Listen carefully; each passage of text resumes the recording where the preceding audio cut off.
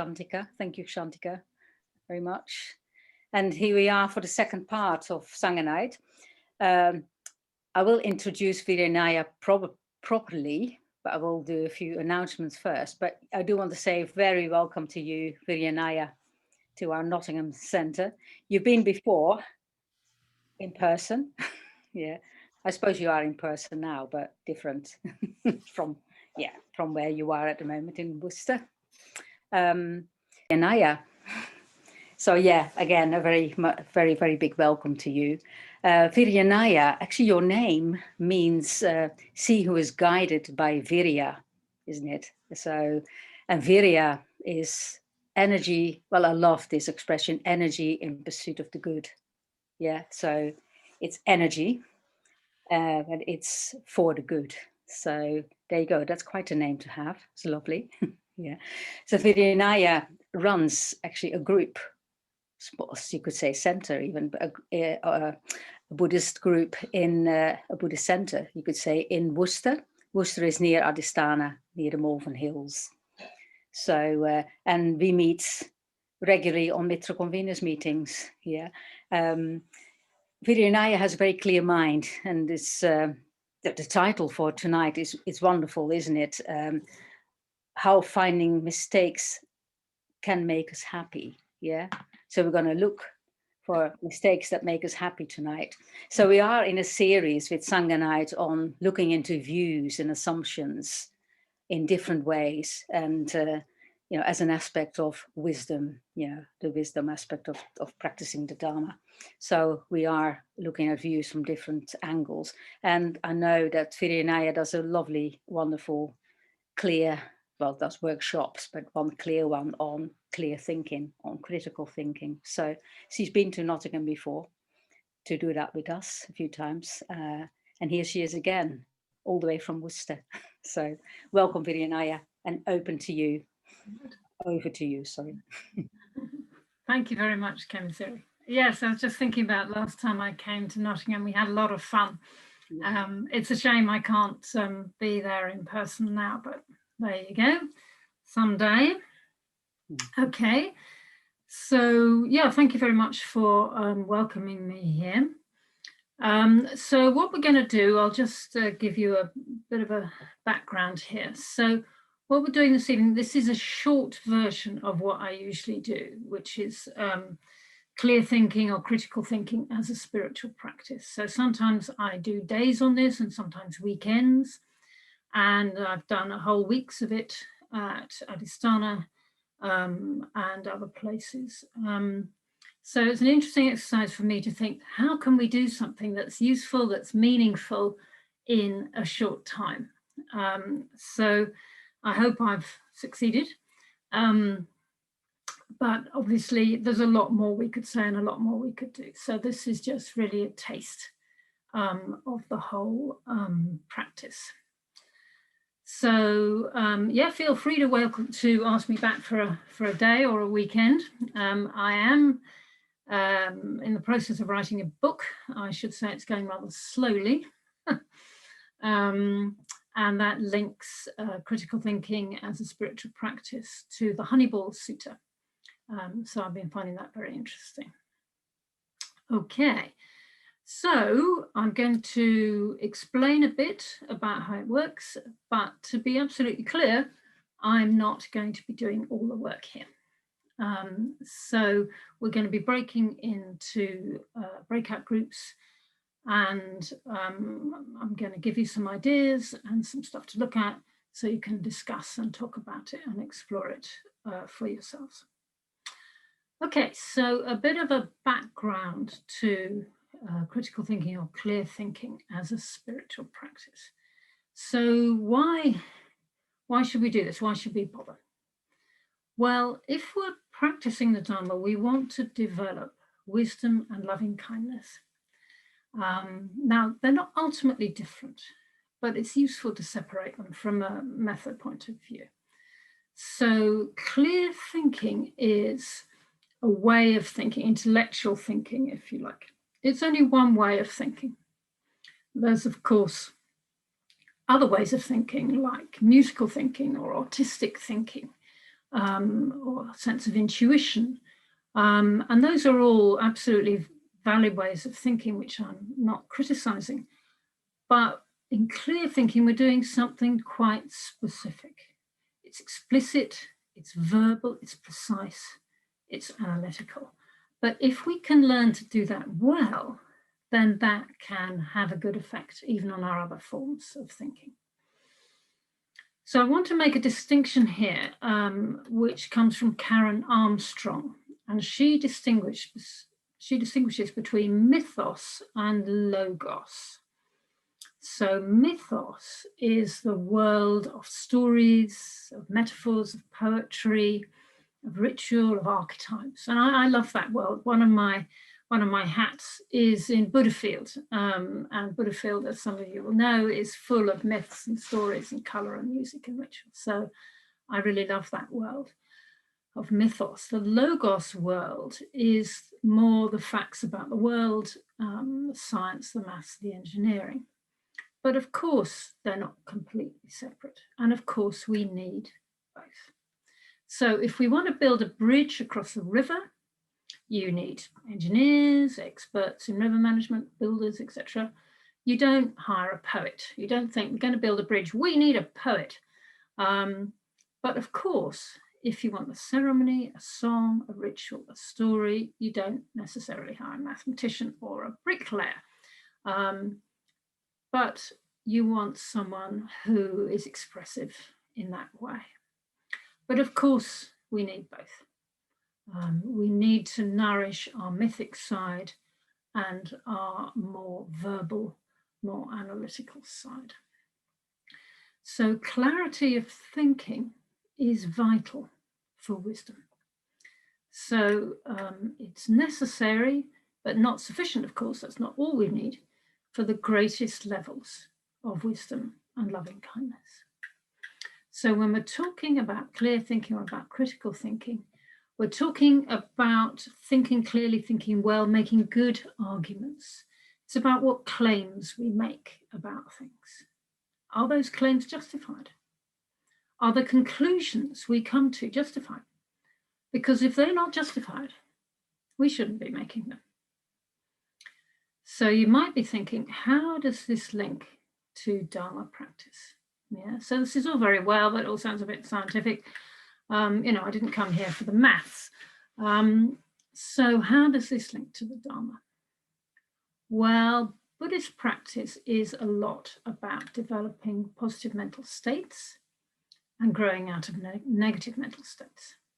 So we want to move away from greed, hatred, and delusion. And unclear thinking, poor thinking, bad thinking, is a form of delusion. It's not the only one, but it is a form of delusion, and it gives rise to harm. And unclear thinking is connected to unskillful mental states, and clear thinking from more skillful mental states. So if we can build our clear thinking skills, we can build positive mental habits. So things like confidence, humility, courage, empathy, autonomy, integrity, perseverance. These are all obviously very positive, very dharmic mental states. So we've got this interconnected relationship between our thinking and our mental states, and they influence and interconnect with each other. So Bhante Sangharakshita said, don't argue, discuss. It's not about wanting to beat each other, but it's wanting to find out the truth together. Yeah. So for me, it's very important to recognize that we're truth seekers.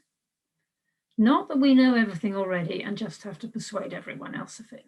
We're trying to seek the truth in connection with other people. So I'm very glad that we had the Metta Bhavana this evening, because this can be quite challenging intellectually, but also emotionally. So it's important to have metta for ourselves and for others. And when I lead a day or a retreat on this, I always start with metta. Metta for ourselves, metta for others. Okay, so that's the background. So in thinking about what we were going to do this evening, I thought, well, what's a key thing we can do that will be useful? And I thought, okay, let's focus on some key mistakes that we often make in our thinking. And the mental states, or even to some extent the physical states, like Shantika was saying, a sense of ease helps us with metta. So the mental states behind those key mistakes and how that links to the Dharma and how that helps our practice. So what mistakes do we make in our thinking? What are the mental states behind those mistakes? How does that link to the Dharma? How our practice can help us with these. So linking to the title, some of you may recognize this. This comes from Socrates, one of my heroes. And Socrates said, "When I find I've made a mistake, I'm happy, because that means I'm wiser today than I was yesterday." So that for me is a key quote. When I find I've made a mistake, I'm happy, because that means I'm wiser today than I was yesterday. Now, of course, our initial response to finding we've made a mistake isn't necessarily great joy. But this is in the longer term that finding out about those mistakes means that we are able to grow in wisdom and in the longer term, grow in happiness. When I was teaching thinking skills at college, I used to say to my teenagers that one of the things we were going to do is we were going to be making mistakes, and we were going to be noticing those mistakes, and we were going to politely and kindly point out those mistakes to each other. And one of the people who was going to be making mistakes was me. And I asked them to promise me that if they thought I'd made a mistake, that they would politely and kindly point that out to me. And would they do it? And they always agreed to do that. And they did.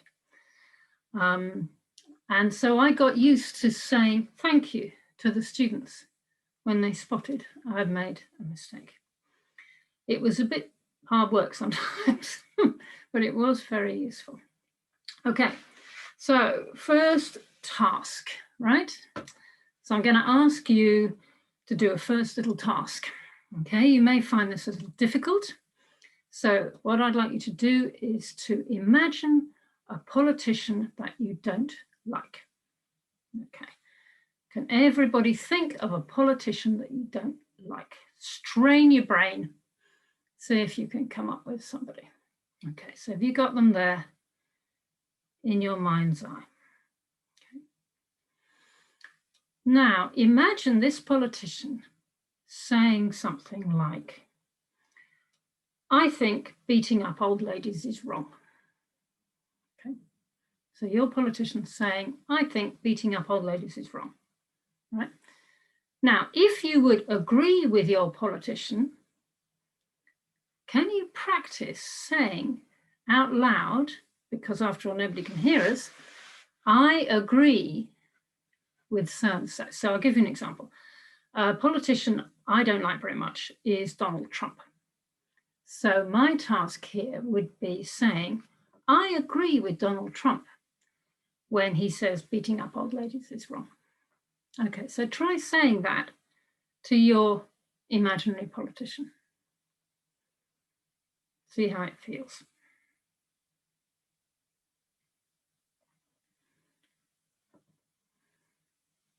Okay. So how did that feel, saying that? Did anybody find that difficult, to agree with that politician they didn't like? So what's going on there? So that's one of the things we're going to be exploring a bit. Now, for this purpose, I brought along a visual aid, and that is a piece of blue tack. Can everybody see that piece of blue tack? Or if you're more familiar, if you've got small children in your life, perhaps a piece of Play-Doh. Yeah. Okay, so we've got our bit of blue tack here. So blue tack, when it hardens, when it gets old and dry, it becomes hard, inflexible, brittle, unresponsive. And though it feels stronger, perhaps when it's holding up a poster, it's actually less resilient because it can be broken more easily. Yeah, its identity is fixed, if you like. But when it's warmed up, it becomes more pliable, becomes more adaptable. It becomes more flexible and strong and responsive, becomes almost, one might say, creative. Yeah. Its identity is not fixed. It's not wishy-washy or woolly. It's useful. It can fulfill a goal. It can create a shape. So the Honeyball Sutta, which I'm studying at the moment, which is about how to avoid strife in the Sangha, is all about letting go of fixed and hard identification with perceptions, with ideas, with views, and with assumptions. Okay, so what's that got to do with us? What's that got to do with clear thinking? Well, to cultivate clear thinking, it helps to have a mind which is pliable and flexible and creative and not fixed or defensive. Now, to be clear, that doesn't mean not having any principles. It doesn't mean not having a strong sense of right and wrong. Okay. But it does mean being able to bend, being able to be open to explore. Okay. So what are we doing to cultivate simultaneously a clarity of thinking, being able to see more clearly, being able to spot our own mistakes, but having a mind that is pliable and flexible and open to change? So what's a really good and helpful thing to do here is to build our capacity to question our assumptions, right? So that's our task this evening. Building our capacity to question our assumptions with a kindly mind. Yeah? So going back to our politicians, I disagree with a lot of Donald Trump's policies, the sort of things he says. But like the blue tack, I want to do so with a pliable and responsive approach. I don't want to do it by making a lot of unjustified assumptions or jumping to conclusions. Okay. So what I'm going to do is I'm going to be introducing a few very frequent flaws or fallacies, that is bad arguments, bad thinking, that people often use. Now, some of these, some of you may know already. So I'm going to introduce them, I'm going to explain them, and then there is a sheet which I hope somebody will put in the chat near at the time. And then we're going to go into breakout groups of 4 or 5, something like that, and we're going to explore them, and we're going to talk about them together. Okay. So don't worry while I'm explaining them. Don't worry if you think, oh, I'm never going to remember all this.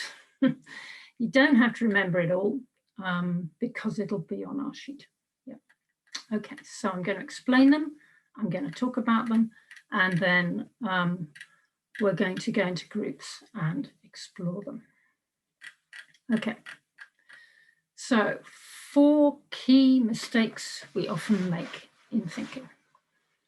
So those are ad hominem, the fallacy of the single cause, a straw man, and the sunk costs fallacy. Now, there are many others, but I just picked these as, very easy mistakes to make that can cause a lot of trouble.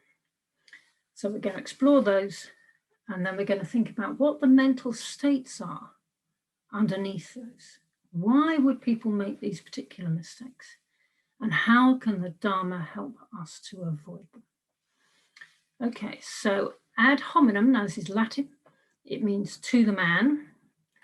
And this is when someone attacks the person themselves and not what they're saying. Okay, so you're attacking the person, not what they're saying. In football, it's called playing the man, not the ball. Okay, so giving you an example here, going back to Donald Trump. I don't want to give up alcohol because Donald Trump doesn't drink and I don't want to be like him. So there, the person isn't thinking about whether they should drink or should they not drink. They're just thinking, Donald Trump doesn't drink, I don't like him, so I'm not going to do it. And as you can see, it's not a very good argument because they're looking at the person themselves, not at what they're actually saying or doing. Okay, so that's very common. So the second one I'm going to bring in is what's called the fallacy of the single cause. And that is where you claim that a complex situation has a one single cause and there are no other factors involved. And this, as you can see, is really opposed to the Buddhist practice of Buddhist idea principle of praticca samutpada, of conditioned co-production, that things arise in dependence on conditions. Conditions arise, pass away, it's all very complex. So I'll give an example here. Young people today suffer from mental health problems because they spend too long on their phones. Now, I've heard people say that. So here we have a complex issue, mental health problems, and they put it down to one single factor. Okay. So our third one, the straw man. So this is where we present a distorted picture or a false impression of what someone else is saying. And then we attack that instead of what they're actually saying. Okay. So I'll just tell you this little dialogue. So we've got two friends talking, Mabel and Enid. And Mabel says, there's some evidence that keeping your brain active by learning languages or doing crosswords and so on gives you some protection from dementia. Okay, so Mabel says there's some evidence that keeping your brain active by learning languages, doing crosswords and so on gives you some protection from dementia. And then Enid says, so you're saying that people who get dementia are thick and lazy. So you can see that Mabel has put forward a subtle case using evidence, and Enid has just distorted what she's saying and has come to a conclusion that isn't justified.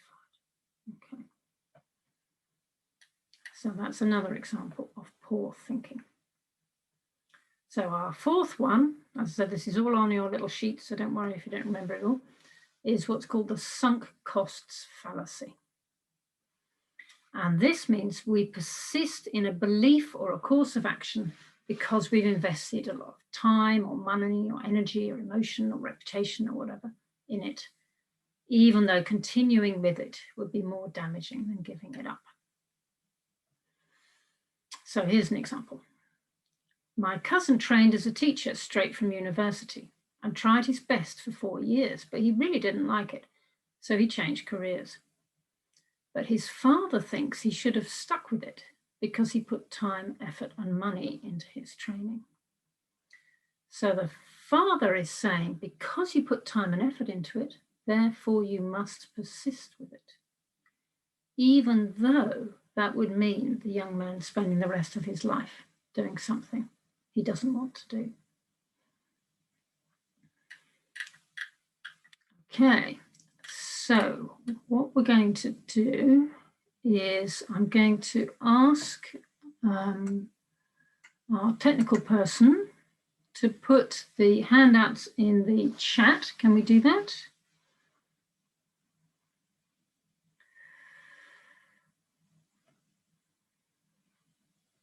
Is that practical? That is Ian. Are you okay to do that, Ian? I'm not sure it's letting me do it. Ah. Maybe it's not I could do set that. up to. Would that work? Not sure if the account is set up to accept files, but you feel free to try. Okay.